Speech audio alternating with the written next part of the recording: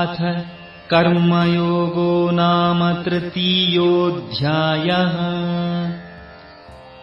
श्रीभगवानुवाच लोकेऽस्मिन् द्विविधा निष्ठा पुरा प्रोक्ता मया नघ।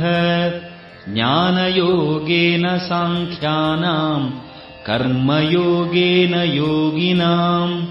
श्रीभगवानुवाच लोकेऽस्मिन् द्विविधा निष्ठा पुरा प्रोक्ता मया नघ।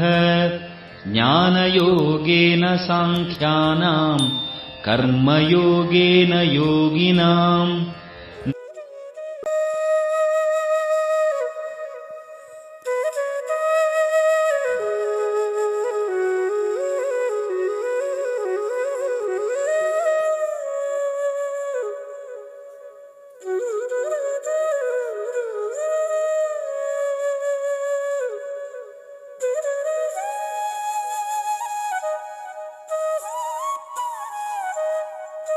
ధన్యవాదములు.